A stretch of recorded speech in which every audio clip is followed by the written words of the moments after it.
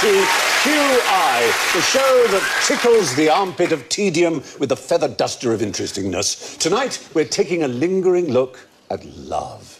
My guests are the lovely Josh Widdicombe, that love machine, Tony Hawks, the best beloved Aisling B, and a complete lovey Alan Davies. So, let's hear their love calls. Josh goes... Oh, is that my buzzer? Yes. Oh, you could give another love call if you want. Well, I was going to get my phone out. What am I wearing? Love is all around Aisling goes... Love and marriage. Oh, Frank Sinatra. Tony goes... Let there be love. Oh, yes. And Alan goes... I like it. I like the way you run your fingers through my hair. It wouldn't be possible to run one's fingers through your hair without there being some awful rending noise. Yes. I ought to tell you, though, because it's the L series, there is the likelihood of one question being lavatorial, and if it is, you can spend a penny. Very good. And if you correctly spend your penny when I ask the question, you get extra points. It's that simple. Right, to get you in the mood, here are some foods for you to try. You should have some on your little prop tables. Oh. You've got chocolates there, Josh. You've got a potato, Alan. What have you got, Kenny? Well, I don't... champagne. It looks like champagne. Or It could be anything. probably carbon. You could have had a wee in here earlier for all I know. You wouldn't want it to fizz, though, would you? No, you wouldn't. Is your finger on top? I was still on the move. I hope it's fresh. I think it's fresh and edible if you want to eat Well, it. I hope it's fresh You as could well. drop it in the champagne. It's quite delicious. Oh, champagne. God, I love... I'm allergic to champagne, literally. Are you? Yeah, I can't drink it. Oh, darling, Gives me it must be asthma. simply terrible for you. Christopher Hitchens rather wonderfully said the four most overrated things in the world are lobster, champagne, anal sex and picnics.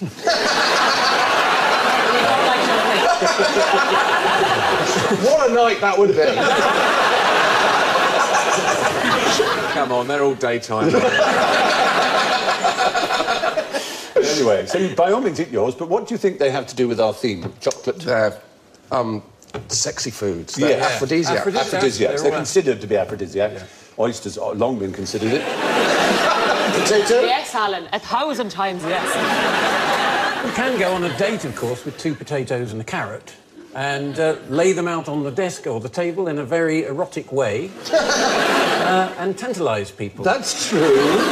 2 potatoes and a carrot. Are you single, Tony, are you? At what point in the date do you pull out the potato? Well, the desk. I admit that the desk on the date, the date's going badly wrong. Well, do have a piece of chocolate, do sip your champagne, and do, by all means, I mean... have your oyster. I do love oysters, but one time I did get poisoning on Valentine's Day. On Valentine's Day? Are you eating your potato raw? Was that allowed? I don't... Oh. Okay, here she goes, oyster down. Oh. It's bigger than I'm used to. Hey. Oh. How's it? Oh, very nice. I'm definitely going to take this episode, I can tell you that. Try your chocolate, I think. Oh, they're very nice. You might have rose petals or violets. Are you right, Alan? I feel horny. Look out, Josh. It's bloody hell, 2 bites. Well, the reason that potatoes were considered to be aphrodisiac at one point in history, this may be something Aisling knows, is that when they were introduced to Ireland as a major crop, the population of Ireland increased a huge amount. But it was simply because there was less starvation than there had been before. Though, as we know, there was then the terrible potato blight and the population reduced. You have to bring it up. I'm sorry, I didn't know. It was a bad moment in Irish history. It's fine. It's fine. I'm nearly over it. There's still more guilt to be got out of it from us. Carbs are the last thing you'd want before sex. I don't make you feel heavy, wouldn't you think? Yeah. Depends how long you want to go on for, Josh. Just slow release. Porridge. Slow release. I didn't mean it like that, Stephen. I'm going going to have a chocolate and stop lowering the tone, I think. The fact is, if you go online, not that this is the most authoritative way of finding out, but almost any food that you put next to the word aphrodisiac in a search field will return a result of some kind. There seems to be no food in history that hasn't been regarded at some time as aphrodisiac. There's a wonderful book called Venus in the Kitchen by Norman Douglas, which includes such things as almond soup and sow's vulva and trussed crane, all kinds of extraordinary dishes, most of which are classical. Can we go back to the second one? Sow's vulva. It begins with the wonderful words, take that part of the pig, which you ask your butcher, I assume, to cut. To Imagine butcher. going into the butcher. Hiya, can I get a pound of mince and some sow's vulva? Big night, I think he's going to propose. Someone usually comes in on a Thursday. I'm fresh out. If you're making someone eat that, they don't want to have sex with you. Well, I agree. It's pretty much enforced, isn't it? Yeah. Any other vulvas? Very good point. It's the sow's vulva that's a good It seems to tasty be, vulva. yeah. How many other animals have a vulva? Well, all mammals, I would hope. Do they? Well, not all mammals, not egg-laying mammals, but just about any other kind, wouldn't Do they? I don't really know what a vulva is, to be honest. It's a Swedish car, Steve. No, it's a Swedish car. It's a Swedish car that's due for a service. But it's all nonsense, isn't it? I mean, You know they exist. You mean aphrodisiacs? aphrodisiacs, I think, it's all a myth, isn't it? It's all nonsense. It seems to be. I don't think there's any way of proving it. It's so hard. If I understand correctly, it's about the brain, sex. Yeah. The limbic lobe in the brain sends a message to your pelvic area. Yeah. Sometimes by carrier pigeon. And these foods, they don't affect that part of the brain. You're quite the sexy talker, though, aren't you? Is this your opening line before you take out the potatoes and carrots? I'm not giving any trade secrets away here tonight. So you say, Daphne, my limbic system is sending me... Yeah, I think most people would agree that a lack of inhibition hurries one toward the bedroom, and alcohol, naturally, is something that would... But it doesn't enhance the performance. Shakespeare makes that very point through the Portrait of Macbeth, doesn't it? Does he? I don't care. It increases the desire, but it mars the performance. Yes. The fact is, there is no proof that, as Tony rightly said, that except possibly the alcohol as a disinhibitor. Galen, the Roman doctor, thought that any food that produced flatulence was in some way aphrodisiac. This was believed until the 18th century. We would have thought the opposite. In Elizabethan times, stewed prunes were so highly regarded as aphrodisiacs they were served for free in brothels. You get them to get you up there. And beans... What, like outside Starbucks? With like a taster plate? Yeah, that's right. Have your prunes. St. Jerome forbade beans because he thought that they would make nuns or women extremely horny. Nuns or women? They excited the genitals. Who knows what's under there? Yeah. They excited the genitals of women, he thought. Frog juice, putting a frog in a blender, is considered a Peruvian aphrodisiac. They have blenders. And not now. I assume when they first thought of it, they didn't have blenders. No, probably so not. The Incans were very, very advanced, though, but... Yeah. They probably used... They just... Pestle and mortar. Yeah. Does any of the active ingredients in Viagra occur naturally? No, fake. Oh, good question. I like that. I like that. You get them Whoa. in growth. That would be interesting to know. Why? Are you worried about what that potato's done to you? I'm fine. How long does it last? Well, there you are. Almost everything in the history of food has been reputed to be an aphrodisiac, even potatoes. What wouldn't you like to get on Valentine's Day? Chlamydia. Perfectly reasonable response. Is that what VD stands for, Valentine's Day? Never occurred to me. That's brilliant. This is probably a few people have heard this, which is the most tragic thing you can get on Valentine's Day is the card from your mum. Oh, yes. Or from my nan, in my case, you know. It's like, both, one from my mum, one from my nan, you know. Oh, that's sweet, though. But it's better than a one-way ticket to New Zealand. Yeah. That would be a hint too far. I once got on I just split up with my girlfriend, and it was my birthday. And my family don't really do birthdays much, but her family did.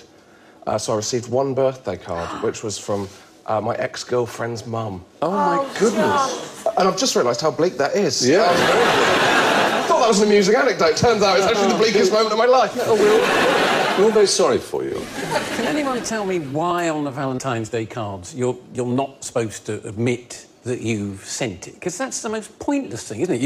You get a card from someone, you want to know who it is, so you can go round and sort them out, don't you? Sort them out. What are you, Take them to your office. Take them to your office. Show them the desk. Get the carrot out. Get the carrot and potato. Begin the whole process. Go part of the greengrocer to pick up your vegetables. You've had a window into your life, Tony. That's Well. weird. The really high watermark of Valentine card sending was a 50-year period from 1840 to 1890, when Victorians sent each other Valentine's cards on Valentine's Day. But they didn't just send love letters. They sent what you might almost call hate mail, but they were known as vinegar valentines. And there's a, I don't know what that's basically sending, you are bald and smelly because flies. You're not very good at DIY. You shouldn't have cut through that wire. Not surprisingly, they're quite rare because people who receive them tended to throw them away. So people who collect cards value them very highly. What did they expect to sort of get back? I mean, well, you know, they think this is really going to help this situation. Well, I'm afraid it's the same human instinct that is about trolling, you know. It accused people of being drunk, ugly, overweight, stuck up, all the things that trollers accuse people of. Also, they accuse grocers of cheating their customers and things like that. And very often they didn't put stamps on, so that the recipient had to pay the stamp. Thinking, oh, I've got a lovely Valentine card, and then they open it. It's a huge insult. I mean, it's very mean. But we do have, I'm glad to say, this is not really a vinegar, but it's a rather charming one. This is one with a moustache. Ah. And this is in York Museum, in the York Castle. Not anymore, it isn't? Well, yeah. Good point. It's from York Castle Museum, and it's got a moustache, and it says, with heartiest greetings and best hopes, that she'll soon get another, that's a moustache, with a man attached. Bit of a joker, this guy. Yeah, I mean, because sending locks of hair through the post as a sign of love is a very old thing, but to send a moustache is quite something, isn't it? And a little joke of, you know... You probably know who it was who sent it, because he'd be going around with no moustache on. Yeah, exactly.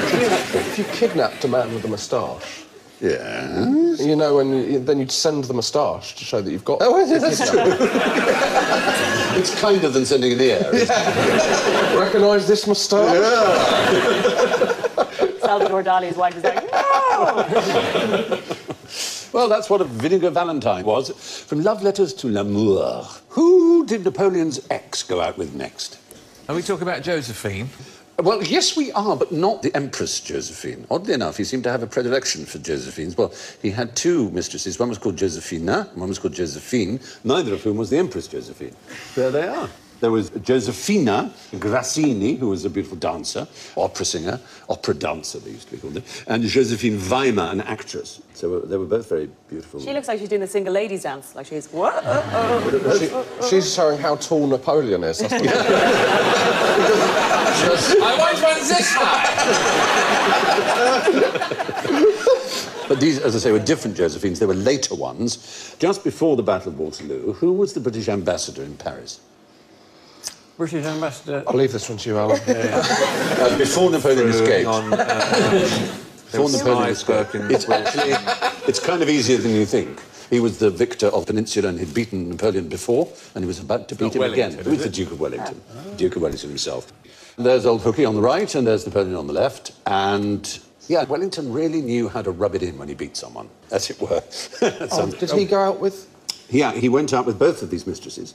He seduced both during his stay in Paris as ambassador in 1814 and 1815, just before Waterloo, before the escape of Napoleon.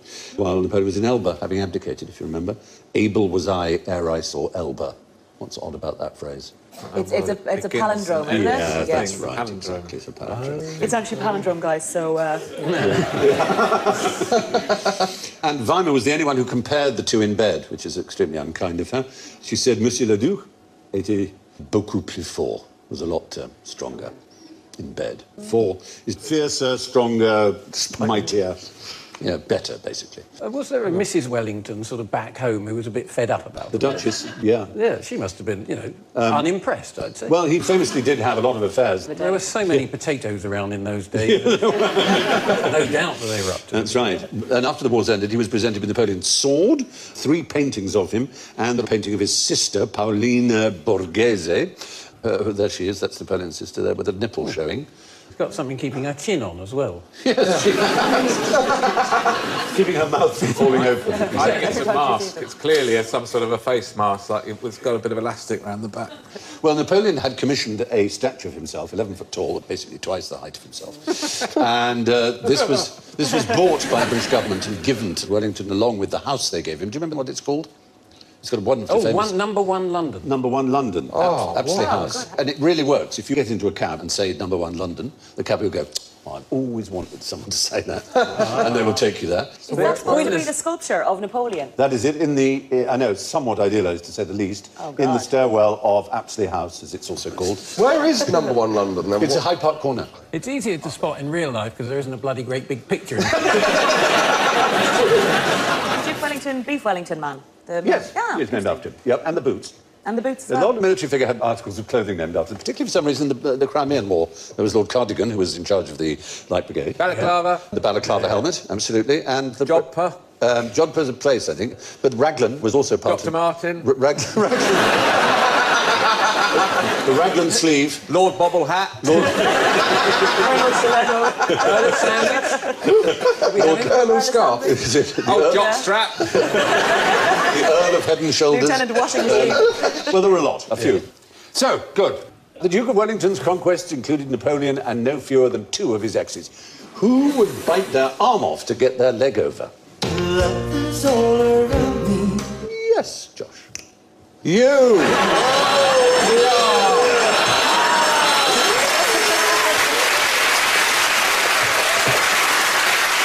Even if we hadn't got that one ready, you'd already revealed what a sad act you are, and we would have typed it in quickly. It must be from the animal kingdom. It is from the animal kingdom, and what type of animals usually have to suffer in order to Usually give their seed? As it were? spiders are usually- Spiders is the right answer. Yeah, look at It's a that. particular kind of spider. There's the female on the left, and there's the male on the right.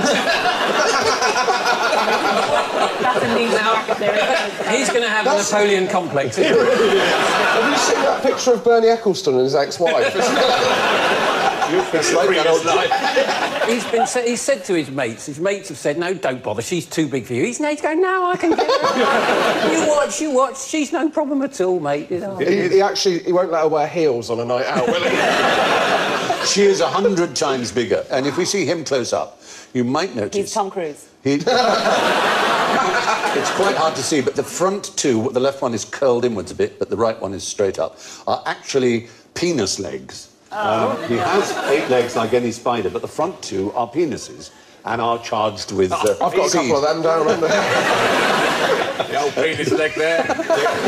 They're called pedipalps, and the thing he does in order to get a better chance of shagging that enormous female is he actually spins some silk and ties it round one of his penis legs and pulls so that it basically pulls it off. So he actually tears If he it off. pulls it off, there's no point in having sex. No, there's one left. Oh. And it gives him a speed advantage.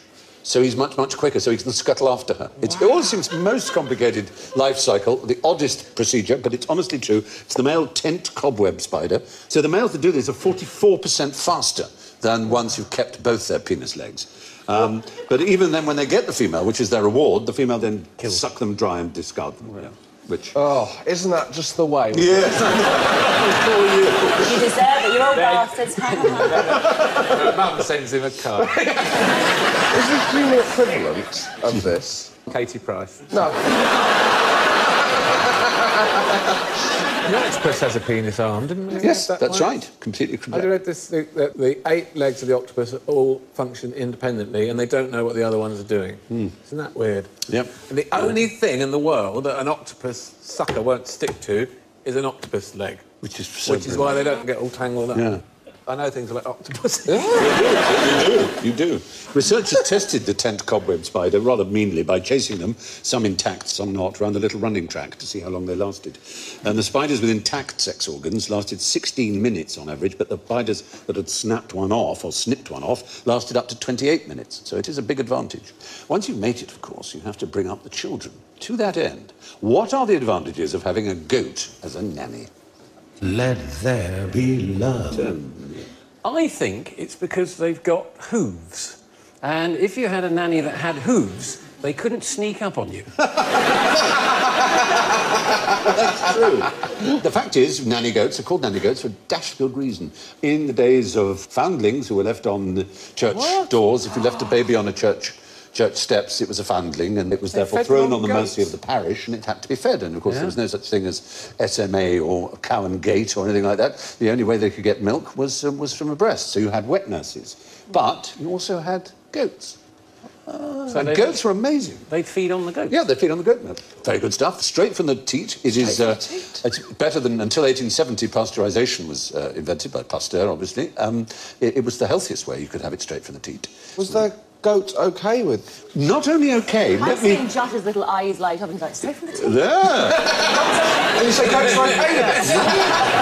Not only OK, you may have seen cows that are desperate to be milked and they queue up for the dairy in order to be milked. Well, goats are the same if they're ready to give suck. So we have here a description. What? Well,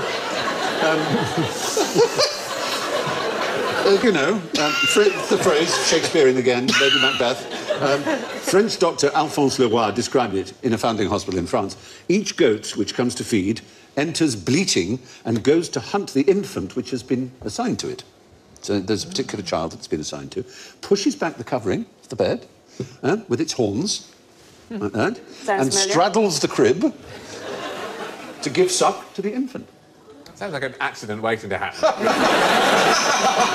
Goat soup on the... Can you imagine trying to get insurance for that now with the NHS? So we just had this goat straddle a baby, and then the baby just sort of noticed suck off the goat. Imagine the Daily Mail all over that. Well, maybe. Straddles baby. Why did they have... Why goats? Why not? Well, it's a very good question. Cows are just a bit too big, I think, to go into a little... Just go over the crib. Over the crib. I don't want a pat on the head. Hey! 13 years. I've been waiting for that. Yeah. You asked about goats, and some people thought into the 19th century that breast milk contained not only nutrition, but the character traits of whoever gave it. So if the mother was a loose woman and had given the baby out of wedlock, she wasn't to be trusted to give milk to her baby because she would be passing on her immorality to the child. This is how mad we once were. Well, how do they know what the goat's been up to? Well, they thought they were married goats. It might have been an unmarried goat. You're absolutely right. Dirty goat. In 1816, there was a writer who compared different milks and wrote the definitive book called "The Goat is the Best and Most Agreeable Wet Nurse." Others preferred donkeys, which are thought to have a better moral reputation. They are very noble. They carried our Lord. That's it, in Palm Sunday, Mary, well remembered, and also exactly. Mary. And then there was the syphilis outbreak in the 16th and 18th centuries. Oh, then the party's over. Yeah. And goat wet nurses were used there, and unfortunately they were used very unkindly because... What's he up to? Oh, OK, fair enough. This better be for the baby. I think that's a different bloke that usually does it, according to that goat's face. Hang on a minute, that's not the grip I'm used to. Hello? That's a bit firm. Do you know what I find mad about? I don't have kids, so maybe women in the audience will know. With that, when you're breastfeeding your child, if you're, say, in a supermarket or something like that, and someone else's baby cries, you leak like a spider sense. Yes. If someone, is it not true? Any women have had? Yeah, it is. There's a bloke up there going, yep. I always leak when I hear a baby crying. I don't even know why that's funny. It's not true, though. It is, isn't it? But if you have, you presumably expressed into a pot and given it to the babysitter. That's what happens, isn't it? Why would the babysitter want some? There was an ice cream. $1 million. There was an ice cream shop. Shot glasses. That would have been fine. Wasn't there? Have yourself anything in the fridge? There was for a very brief time an ice cream shop, wasn't there, here in London, which sold human breast milk ice cream. You say a very brief time because it's the worst business plan of all time. Yes, you're right. You try it once, I think, like incest or country dancing. Wish that were my own. You've not been to Devon, Stephen. I come from Norfolk, for God's sake. No, the sad thing about the syphilis outbreaks of the 16th and 18th century is that it was believed then, and indeed all the way up to the 19th century, that one of the cures for syphilis, a kill-all cure really, was mercury, which is poisonous, as I'm sure you know. And they decided a good delivery system for babies that were born syphilitic was to make them suckle on the milk of goats that had been fed mercury. A lot of goats died that way, so unkind. Did the babies die? Probably. It probably didn't help them. I mean, it's not good for the brain at all when you're growing brain. It's good for thermometers. It's very good for thermometers, I agree. These days, thermometers are very little ear click things and everything. They've really moved on, haven't they? Yes, they have. Yeah. Just go in the ear, ping, like that. So amazing. Or you could stick a thing under the armpit. Or... But more difficult. More fun. Under the tongue. Oh, under the tongue. Under the tongue. What were you thinking? More difficult, though, for you to, like, fake your temperature to get off school, though. I know, you used to stir coffee with it and things like that. Yeah. You were having coffee as a schoolboy? University. Well, I'm not ready for primary school. I'll just have this latte and stay here. Oh, lorks. Anyway, now to bundles of love. Why did the Puritans want lusty young men to get into the sack? That picture tells the story. Let there be love. I think that it's to do with them not having sex. Yes. Early on. You're right. Because they were Puritans and they thought sex was evil or you shouldn't do it, certainly until you were married or anything like that. Completely correct. So they had a thing called bundling. Yeah, absolutely. Where they put them into sacks. That's right. Or something, was it? Yeah, that's right. So there was getting the young man into the sack in that literal sense. You put the man in a sack and he could sleep next to his intended, or he could have a board between them like that. I mean, what kind of man can't get over that? You've got the old handheld drill under the covers.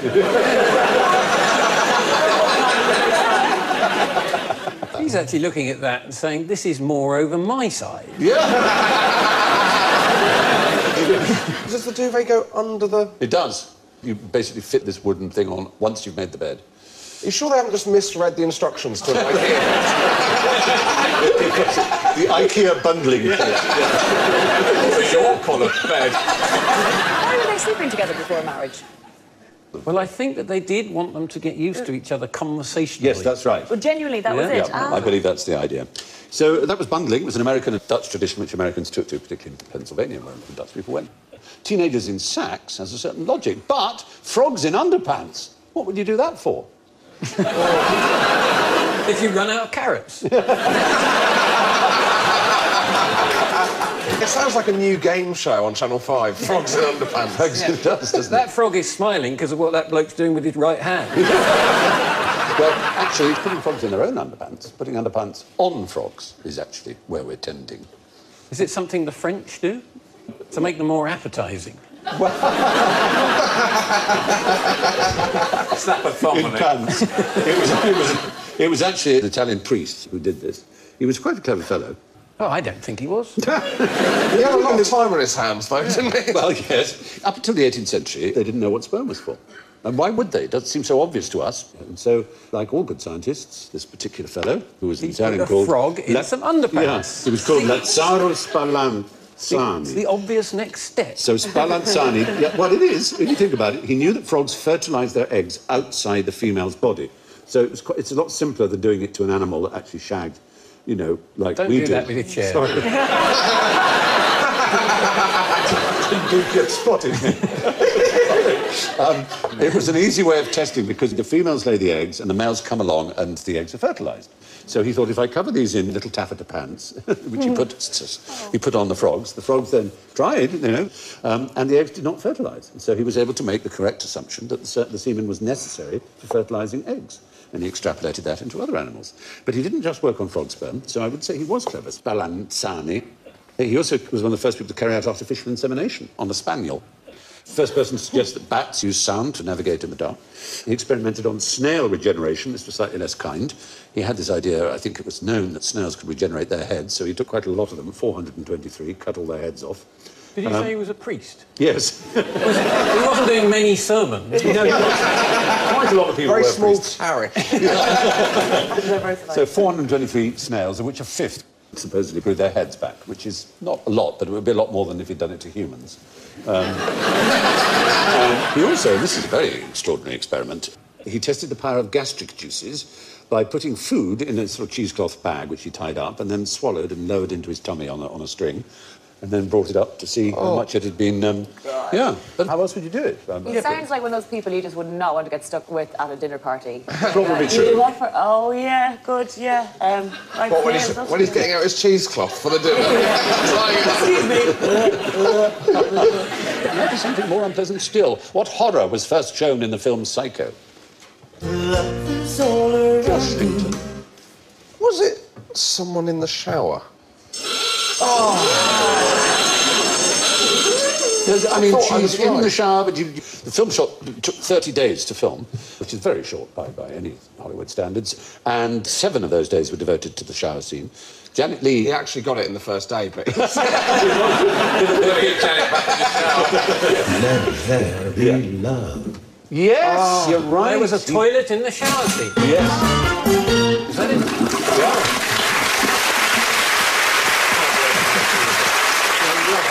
It's not just that there is one, it's the first time one had been seen flushed with the water going round. It spirals down the lavatory. The film is black and white. There's the murderer, we won't say who they or he or she is, and it's considered one of the masterpieces now, particularly the Bernd and Herman score, which... Didn't they make a shot-for-shot remake of They did, what a disastrous idea. Why would you... Colour. Oh, colour. It was in colour. There's a whole generation of people who, if they're channel surfing and they see something in black and white, will never stop to look at it, which is extraordinary, given that, probably most of the best films... Not even Dead Men Don't Wear Plaid. Probably most of the best films ever made are in black and white. It just seems so extraordinarily sad. Not even Broadway Danny Rose. I know. I know. Go. Elephant Man. Why did you point at me when you said Elephant Man? Good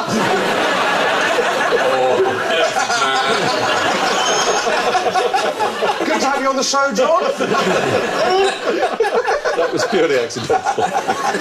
Anyway, Psycho was the first film to feature a flushing lavatory. From flushing to blushing. Why did half the brides in London go to prison? Here's odd. Because it's Love and marriage. Because women like a bad boy. Well, that is a syndrome, of course. You're absolutely right. There are women who fall into common... Let there be love. They used to have weddings sometimes in prisons. They did. And there was a good reason for that. We're going back... 150 years. Probably even more than that. You were talking really the 18th century because there was a law brought in to stop it happening. But essentially there were certain kinds of prisons. Obviously there were prisons where people were sent for committing crimes. But you were in prison really commonly. Charles Dickens' father, as an example. For debt. For debt, exactly. And the most famous debtors' prisons were one was the Marshalsea, which is where Little Dorrit is set, and Charles Dickens' father was. And the other was called the Fleet Prison. The Fleet Prison was the most popular for this. And there's a picture of it. It had a yard, and people were more or less free. I went a bit far with that wall, don't you think? Higher than that. Oh, I've seen them jump. They can jump. They can make ladders out of shoes. I've seen them. Higher. Alan, it's because they kept losing their ball over the wall. They can get out the top window. Quite a lot of the people who got into debt were priests, and they didn't get defrocked for it. It wasn't a defrockable offence, so they didn't get cast out of the church. So they retained their ability, their licence to marry. So if you wanted to get married in a hurry, you went to an indebted priest, and he wouldn't charge that much, and it would go against his debt, the debt that he had to pay to get out of prison. So it was all worked very nicely. So if you're in debt, how do you get out of prison? Your family or someone eventually raises the money. Oh. So you're basically kept as a kind of hostage. It's a miserable business. I mean, it doesn't look that miserable. Yeah, no, this looks like an advert for come to prison. You were pretty much allowed to mingle. Your children, brothers, sisters, a visiting day was available. If you read Little Dorrit, you'll see that Little Dorrit's father was kind of the king of the Marshalsea. He had the best rooms, and he was treated as if he was a great gentleman. That would be worth... Think how much that property would be worth in London now. Oh, goodness me. And the wall alone. Yeah. You've got outside space, it's lovely. They don't get tennis rackets in prisons these days, do they? They're all out playing tennis. They don't go to the warder and just say, I'm just off for a game of tennis. No, that's true. And this person in the bottom left, are they smoking a crack pipe? Yeah.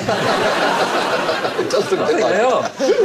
Fleet weddings were brought to an end by 1753 by Lord Hardwicke, his Marriage Act. So after that, most people who wanted an irregular marriage, as it was called, went to... Where did they have to go to get married in a hurry? Gretna Green. Gretna Green is the right answer, the nearest they could get to. Just over the Scottish border, where law is different. The effect of the Act was that it got rid of this idea of a common law marriage. So for 250 years, there's been no such thing as a common law marriage. Although over 60% of people asked if there is such a thing as a common law marriage believe there is, but it has no basis in law at all, no standing. Right. Yeah. Now, it's time to clear the blockage of received wisdom with the plunger of general ignorance. So fingers on buzzers, please. What should a Welshman wear on his hat on St. David's Day? Let there be love. Yes. Daffodil. Well, if it's not, it's got to be a leek, right? It's got to be a leek. What about cheese on toast? Is it going to be a leek? A Welsh rabbit. A Welsh rabbit. We've been rather unfair there, of course, because Welsh people do wear leeks these days in their heads, but we're going all the way back to the original battle they fought, where supposedly they wore leeks in order to distinguish themselves. You can see, if that's the Royal Welsh Regiment or whoever, with what look more like, I've never seen the Queen so happy. She really does look What's that thrilled. bloke said to her about his hat? She loves Something it. about it. They've all got leeks on their hats.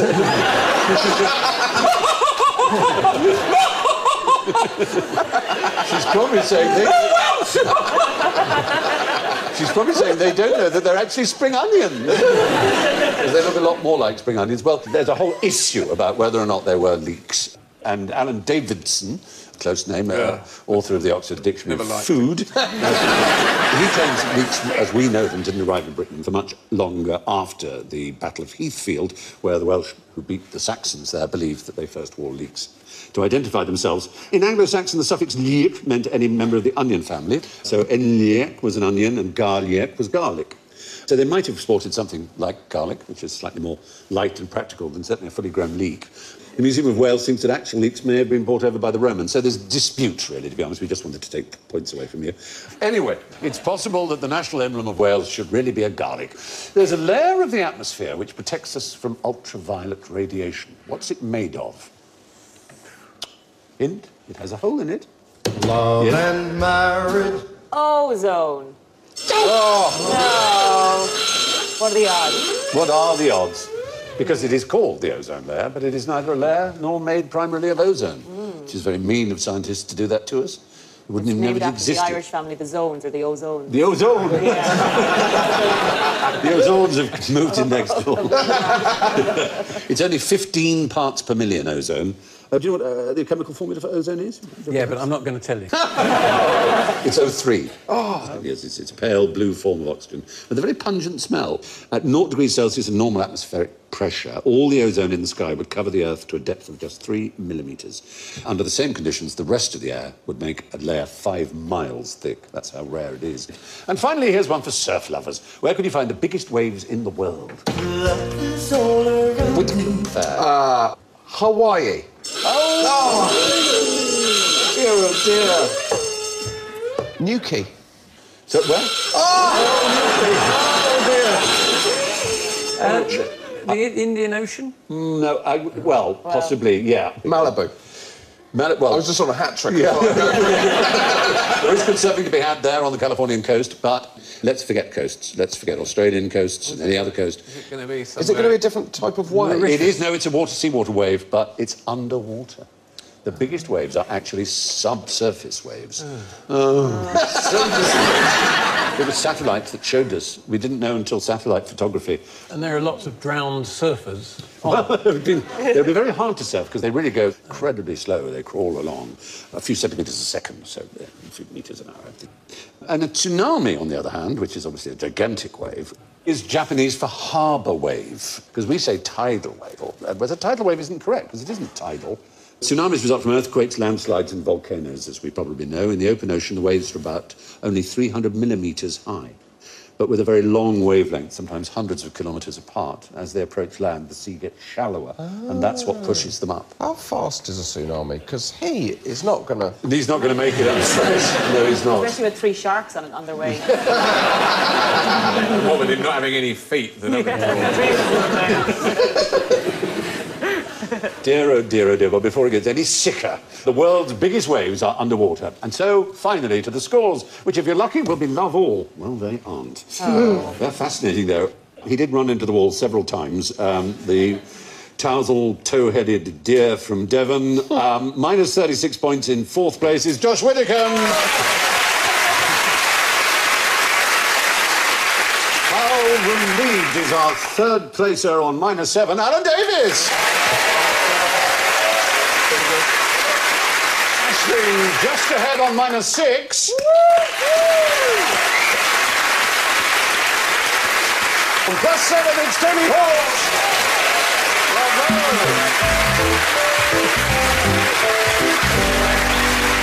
So, it's good night from Aisling, Tony, Josh, Alan and me, and I leave you with the last words of English essayist Lady Mary Wortley Montagu. It's all been very interesting. Good night. Good night.